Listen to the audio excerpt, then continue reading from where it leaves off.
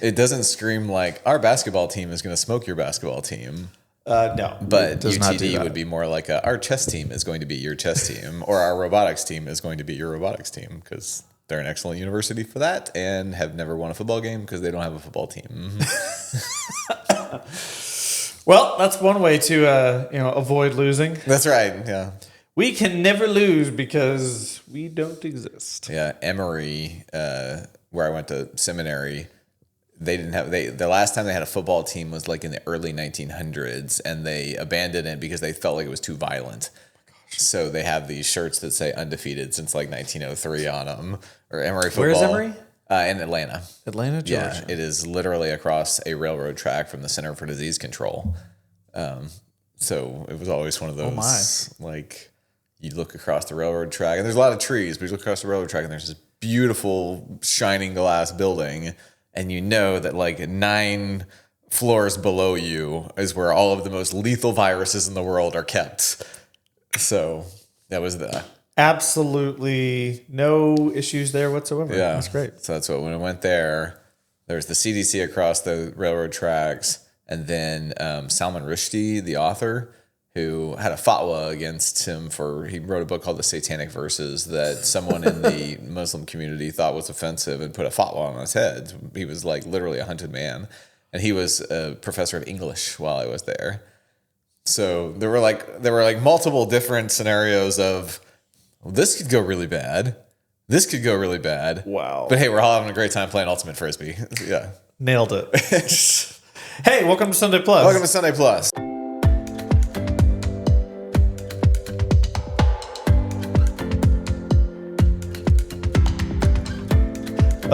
Episode 15. 15. Just that rolling number keeps along. surprising me. Yeah. It's been, well, so we've does Holy Week start on Palm Sunday? Starts on Palm Sunday. All right, so we are in Holy Week. Yeah, we are in Holy Week, which is, I guess, actually 8 days if you count Easter, Sunday to Sunday. Holy Week. Yeah, so it starts with Palm Sunday, continues on through the events of that week.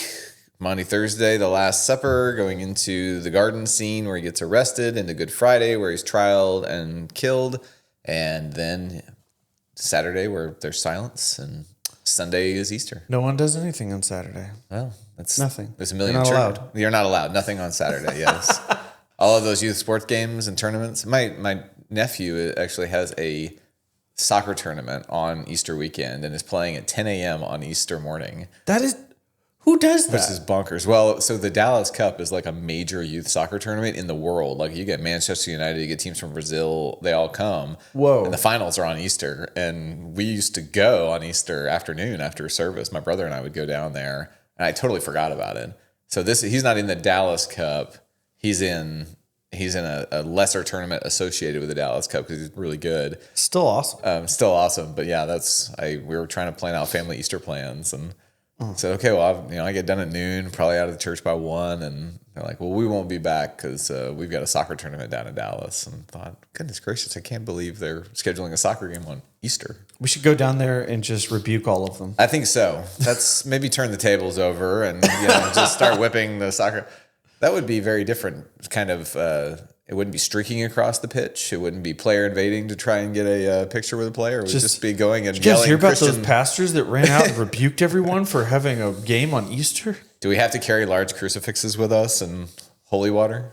I'm thinking if we wear, the pastoral robes and there we go with the big brass cross, and we're gonna look like the scene out of Kingdom of Heaven where the whole army is marching through the desert with for whatever reason, this giant aluminum cross that reflects the sun. Well, just whatever gets people's attention. Aluminum's reflective enough. It'll work. That's right. We'll blind the players. Oh my gosh. I was having a lunch yesterday after church with some church members, and one of them's it's Leah's husband. He does a coach. He's also a teacher, but he was telling me that he coaches track, and there's a kid that runs like a 4:04 mile. Oh my gosh. In high school? Yeah. That's ridiculous. I'm like, is he a robot? Like, right. Because I ran the mile when I was in middle school, and then that was the peak of my, running prowess was middle school. Because I got into high school and I did join the track team as well, and then I realized, if I run the mile, out of say 15 guys that are going to compete, I'm going to come in 11th or 12th every time. I'm not the worst, but I am not helping anybody. Right. So just going to go ahead and not do that now. But 404 miles. That's bonkers. That is bonkers. I remember. So in middle school, in football off season, I was coming out of PE. I did PE 7th grade, and we would do the mile. And in elementary school and PE in 7th grade, there was no consequence for timing at all. And so I'd just go out there, and I hated running. So I'd walk and, kind of mosey around. Yeah. So the first time I ever really got timed was, played football in 8th grade, and then we went into off season, and they were timing us to, and you were in the bottom 5, you had punishments. So I go out there and I'm running the mile, and I'm not in bad shape, but I've never been timed. So I just assume when I get, slightly bit tired, I'm going to walk for a little bit. So I did the mile in 25 minutes. That is... I come in dead last, and the coach is just looking at me I expected. So you're literally one of the fastest offensive linemen on the team, and this is what you give me? And that is so funny, though. That's pretty funny. Oh my gosh. You can always tell people, how fast are you? Well, I run a 25-minute mile. What? Did you say 25? Yeah, it's it almost took me half an hour to... Oh. All right, so Palm Sunday was yesterday. It was. Good day. Thank you for sending me that link, by the way. I'm trying to remember what link I sent you. It was just here's actually what the... That they actually meant to have the palms as opposed to just grabbing them. Yeah. I always felt like it was just what do I have around here kind of thing. Yeah. I was sitting there and I was well, I'm not going to correct John on stage, but I am going to be I don't know if the word is sassy enough or just acute enough. A little passive aggressive and be actually. I actually think you said actually. That's what actually, here it is. So I sent John a screenshot of it was the recap of, it was the Google Gemini recap of all the Old Testament passages why they use palm branches and how they used them to celebrate. I'll put it on screen. And yeah, I was I sent this with this kind of actually ... It was a pretty jerk move. I loved it. Well, hey, if I'm not learning, then I'm regressing, I guess. That's right. But, and I always think of things like that where I'm the palms symbolize this, and this, and all these things. When I read stuff like that, 90% of the time I'm it did not. We have made it that way. We made it that way. There's no way that they were sitting there going, yes, this palm frond, it symbolizes hope. And it symbolizes exuberance. It's no, it doesn't. Nobody's thinking that. Well, the other interesting thing is going to Israel, there's actually not that many palm branches. There are the palm branches that are they're not palm trees like you think of in the Caribbean. They're palm fronds that are the bush palms. Yeah. And so I always had this vision in my head of Palm Sunday of it's like Malibu where they've got the palm trees lining the highway and Jesus is rising in and people are scrambling up and grabbing these leaves. But it really is kind of what do we have? These are the convenient fan type things. But most of the bushes there are literally thorny bushes that you wouldn't want to touch. So I guess it's by default. Yeah. Yeah. Speaking of Hollywood and palm trees, did you know that they are currently in a huge citywide debate, specifically in Los Angeles, that they want to get rid of all the palm trees. Really? Yeah. I know they're not natural. They're not native. Yeah. And they take up so much more water than native trees do. They use so much water, and they are a huge issue with rats because rats will go up and live in them. Okay. And they also have about almost exactly 100-year life cycle. And so they were planted in the mid 1920s. And so now they're sitting in this place where they're trying to figure out, what do we do? Mm-hmm. Do we put something native like American white oak trees or something that uses less water, actually shades the roads and stuff? But people driving through Beverly Hills or whatever, it's no, these are so iconic. The iconic thing, yeah. They're so iconic, but there's no benefit to them there, right? At all. It's a great, that's a great dilemma of we know this is going to be better for us in the long run, but we sure like the way it looks. Yeah. Probably there's so many conversations like that. I did not know that. And Yeah. I learned that, I think it was on John Mulaney has like this kind of like podcast thing that he does where it's a show and they just talk about like real stuff for some reason and things that are intentionally not funny. But yeah, he kind of just goes through this stuff talking about the tree. And I'm like, this is actually fascinating. That is fascinating. Thank you, John Mulaney. We're so used to just asinine stories that you tell. But thank you for being not funny today. But so going back to that, like at what point do we decide that something means or symbolizes this? Like when did we decide, for example, that like a dove is the thing that we for peace? Like why? Yeah, I mean, so I was thinking about when you said 90% of the time I just assume this is all kind of, no, this just happened. And I think there is some, because when you read the Old Testament, like everybody's name is wildly iconic for the scenario. And That's true. Like, it's like, what is it? In Ruth, one of the kids, name me shameful or something like, and they name the kids bitter and whatever. So it's like they're naming the names of the characters and the cities all align perfectly with the way the story goes. And it's like Harry Potter characters. Yeah, I mean, there's Lupin happens to be a werewolf. Sirius happens to Black happens to be a black dog. Yeah, like all these different things that she ties in the names of the characters with kind of who they are. I mean, Professor Sprout is herbology. Like things like that. Just it's funny. Yeah, I think there's got to be like a little bit of literary license of we're setting you up for this is the Easter egg that's going to set you up for the conclusion here. What you should know, Easter egg, working in there. I think but on some level, it's kind of.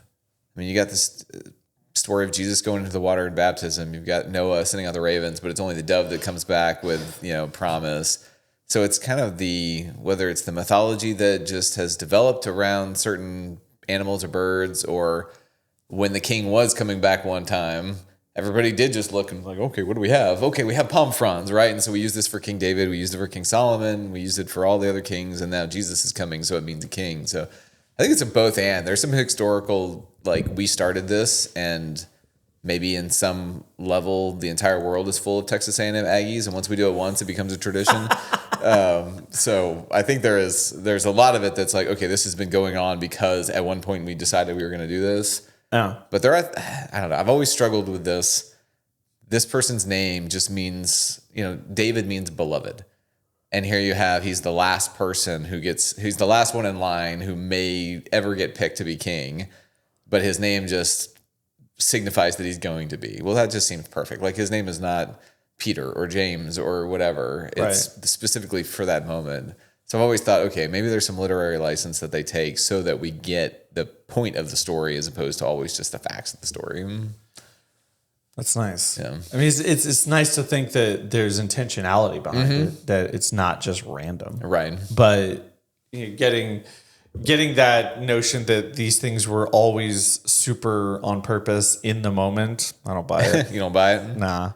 Eventually, I guess, because like you said, you have, they did it for this king, this king, and like, Jesus is coming. Let's do it again. Yeah. I get that. So you don't think, so I'm thinking about like the way that we put on our worship set and we think through the flow of everything and it's all very intentional, and then take that to a high traditional setting where like if in a Catholic mass, every single thing has some sort of imagery or connection. And I'm thinking about like a Jewish service where they do all these rituals and everything has intentionality to it. So I wouldn't put it past them that like everything has a well thought out meaning.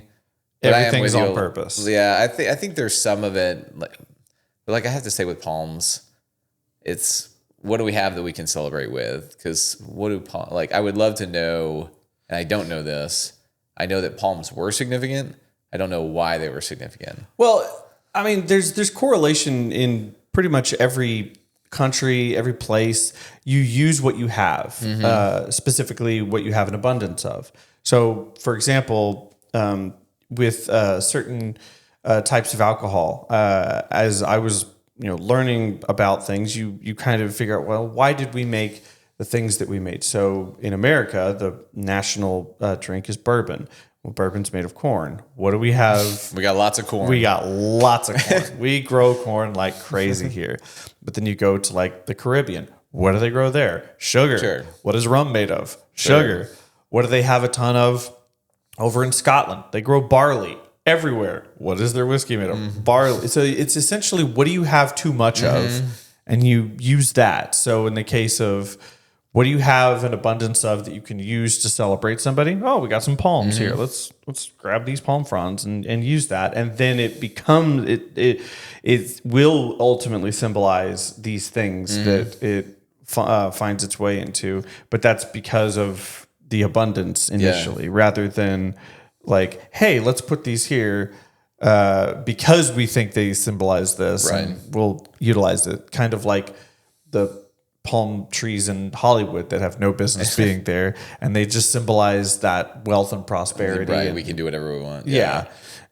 I was thinking from a positive standpoint of the abundance is not so much we have all this and there's extra to celebrate. It might be a spiritual of, this is what our abundance is. Like, this is what we've been provided. We have so much barley and we want to celebrate the barley. It's kind of that, I think a lot of that spirituality in the Native American traditions of, this is what the land has given us, and so let us use this to celebrate. Yeah, that's seems very consistent throughout time. That's just been how people who respect the resources around them, what they do with it. You find a way to use as much of it as you can. Yeah, because eventually it's food's going to go bad if you don't do something. Right, for sure. Yeah, I like that. I don't know if we actually answered any questions there, but maybe somewhere in that conversation, I'm sure we did somewhere. So we're talking about Easter eggs, and how long does this series go? By the way, it's only 3 weeks. 3 weeks. It's Palm Sunday, Easter, and the Sunday after Easter. Short and sweet. I like it. Yeah, just means I got to come up with more graphics soon. But it's life in the fast lane comes next. Just something with blurs going on. Yeah. So, what made you choose Easter eggs?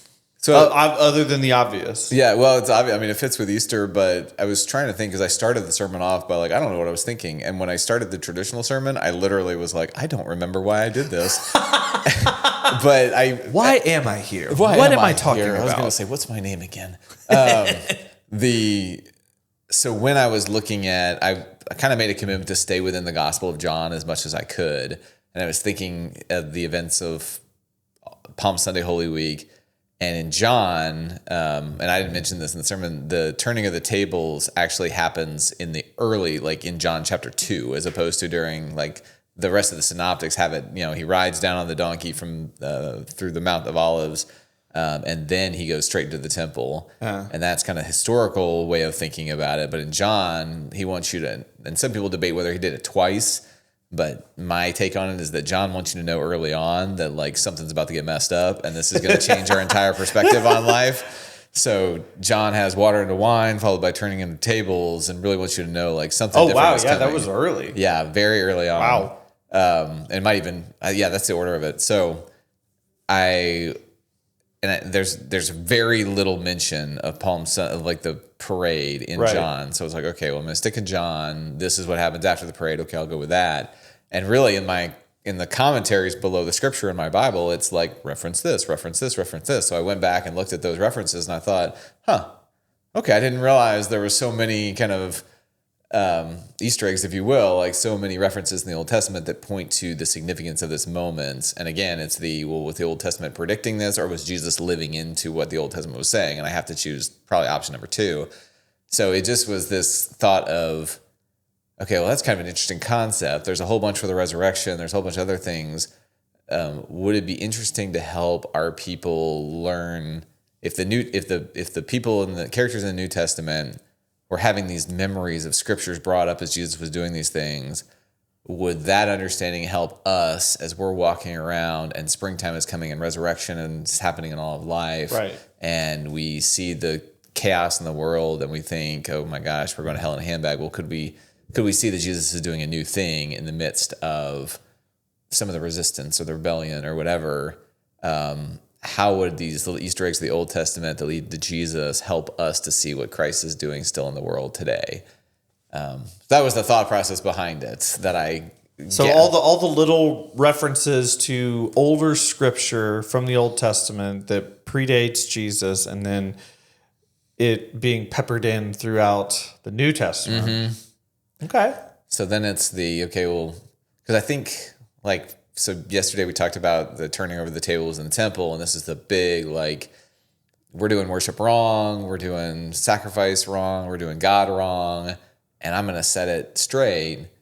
And by and large, when we go into Western churches today, whereas if the money changers were keeping people out because they couldn't afford the sacrifice, or they're kind of making it exclusive, well, church is stereotyped as one of the most exclusive places that there is. Yeah. And so absolutely, would it be helpful for us to embrace those people? I mean, a Shane Claiborne, for example, or somebody who's coming in and turning over tables in religion.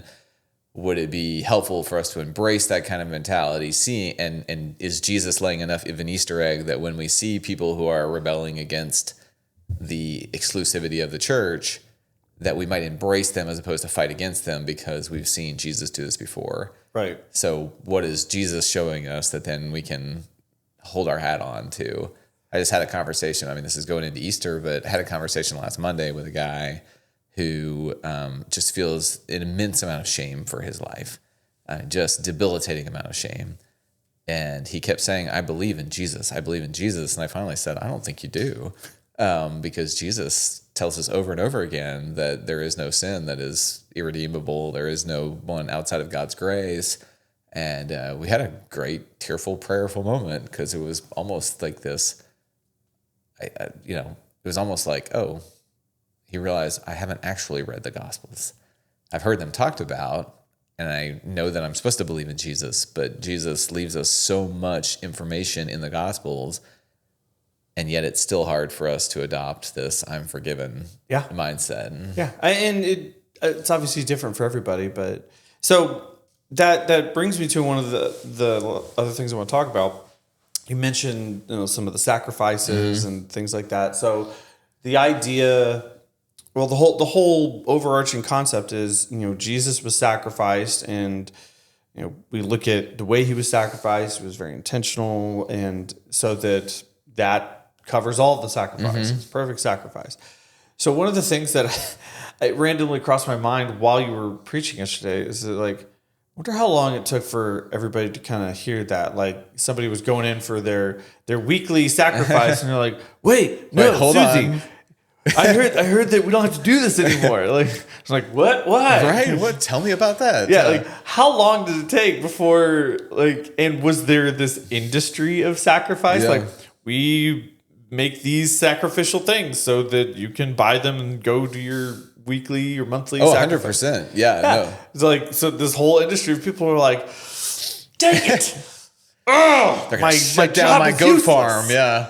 So how long is that gonna spread throughout the land, so to speak? How many years, decades, centuries even before this is just everybody knows Jesus died for all and we're good? Yeah, that's a great question. I don't know if I know the answer. I do know that there's a northern gate of the temple, and it's called the Sheep Gate because right outside of it was where they raised the lambs that had never been touched, like the pure lambs that were used for the Holy of Holies on Yom Kippur, or what would become Yom Kippur.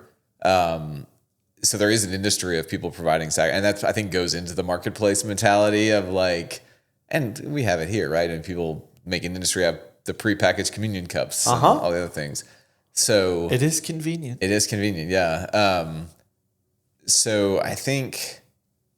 Obviously, so the Christian movement spread like wildfire, really, in the history of religious movement spreads. I think Islam probably spread a little bit faster after Muhammad, but the Christian movement... Constantine was a big part of that. And he didn't come on until 325, though. That was when 325 is when he said, oh, okay, these people are fine. Yeah. So you've got all the way from 33 or 37 AD to 325, where it's just spreading organically around the Middle Eastern into Europe, and some say all the way to India and through Africa, northern Africa at least. And what I think that from a sacrificial standpoint, I think it was still going on, but it was when in 66 AD, Titus came and destroyed the temple for the last time.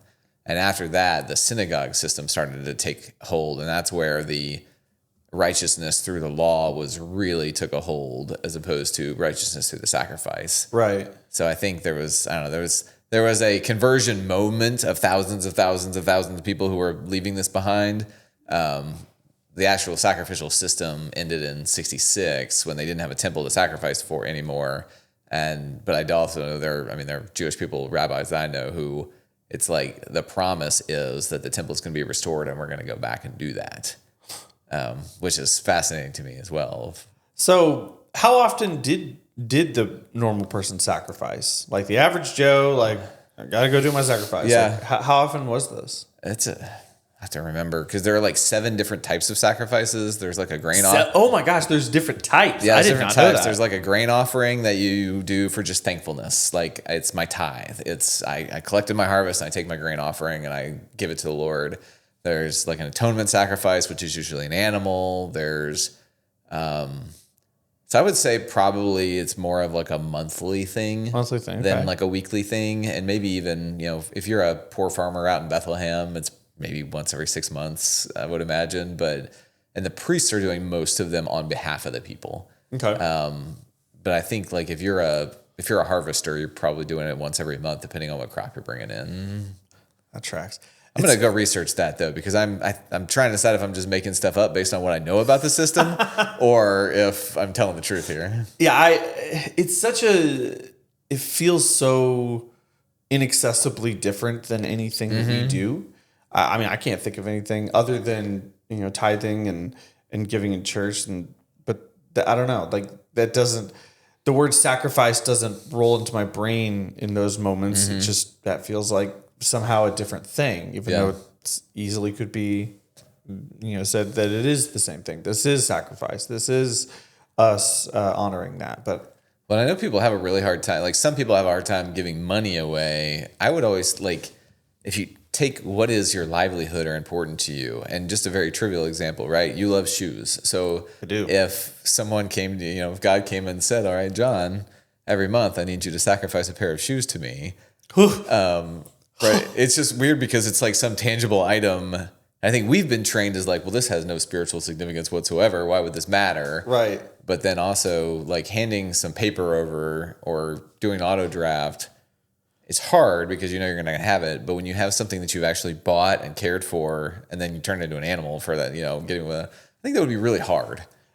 That tracks. So, it is ultimately the goal is to sacrifice something that matters to you. Otherwise it would be a sacrifice. Right. Yeah. I get that. I think that would be I'm curious if, I don't think we ever need to go back to that system, but if we ever had to, I think that would be ridiculously hard for me. Yeah.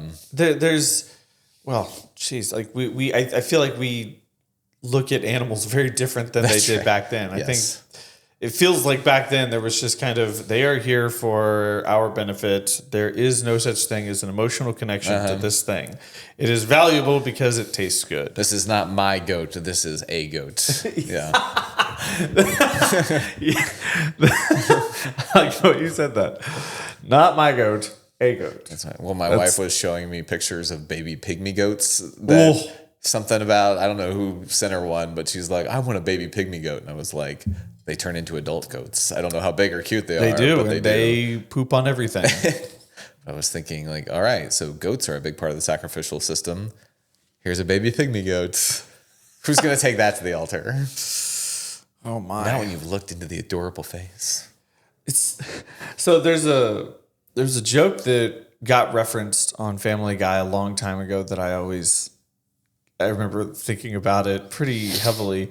It was, I can't remember what book of the Bible it is, where Abraham is bringing the son up to sacrifice, and then Genesis 22. Genesis 22, and then at the last second, like he's about to bring down the axe, and then God provides a goat or whatever, and Family Guy makes this really funny reference that like on the way back down, his son is like, "What was that?" You were about to kill me, dude. Let's go have dinner, son. It'll be fine. And ever since then, I've always thought like that relationship was probably never the same. No wonder the patriarchs were so toxic after that. There was a bad blood at the beginning. Oh my gosh. Like, and was he just chill with it afterward? Like, hey, Dad, remember that time you tried to kill me?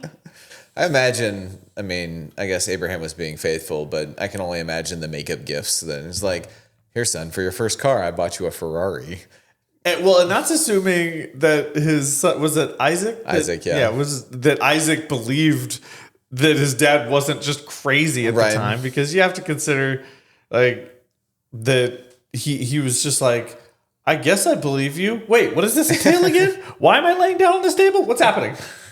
When he's old enough to carry his own firewood, like the firewood. That's always the detail of the story of like that they make sure they add. Because, they're writing all this down. They're adding these details intentionally. And Isaac is this like 12-year-old who's carrying his own sacrificial wood to burn him, at the stake or whatever. It's just like, it is the most. We spent an entire class period in Old Testament on Genesis 22 going through this whole thing because it's such a messed up story. Gosh. Ultimately, just for context, just so it's kind of biblical, the Old Testament, so Carol Newsom was my Old Testament professor, and she helped translate the Dead Sea Scrolls. So she's a big deal.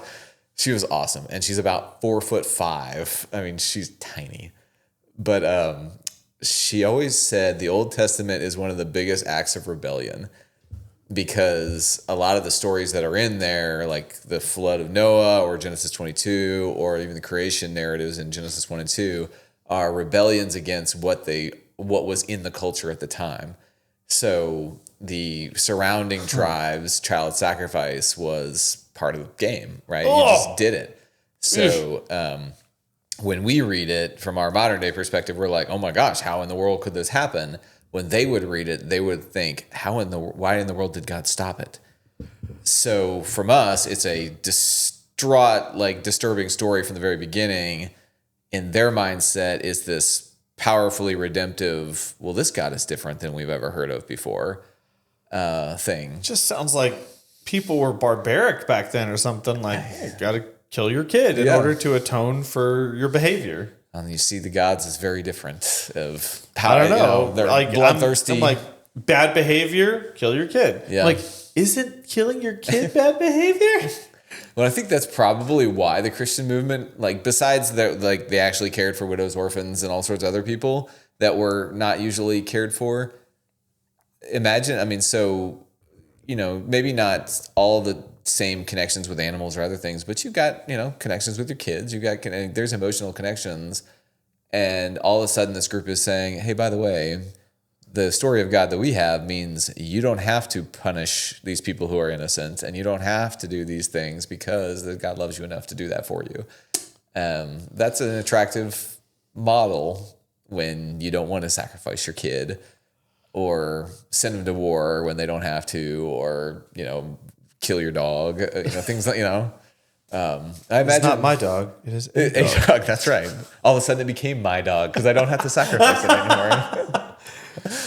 So yeah, I have to think that's part of the attractive model of, all right, this is a retelling of the God narrative. No longer is God out to get me, or I have to play dice with my fate. Now I have a God who's literally doing the work for me, and I just have to trust that that's all happening and follow what this God says. And it's no longer a sacrificial child. It's just a child. My child.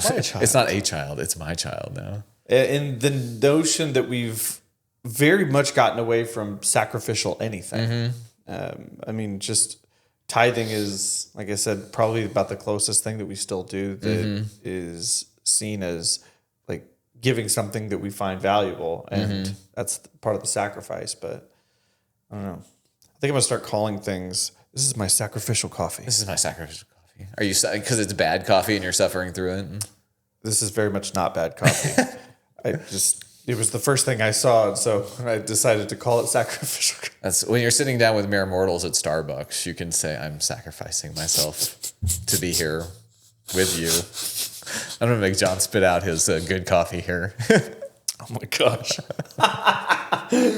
Oh, yeah. It's just one of those things you got to start like adding the word sacrificial in front of something, any object. These are my sacrificial notes. Right. Well, this next time I'm driving my kids somewhere, I'm gonna be like, "This is my sacrificial trip." Like, I love you and I'm so proud of you, but what could I be doing right now as opposed to driving you away? And see if they appreciate that. I'm guessing it's just going to be an eye roll and like a, Dad. Gosh, Dad, stop talking.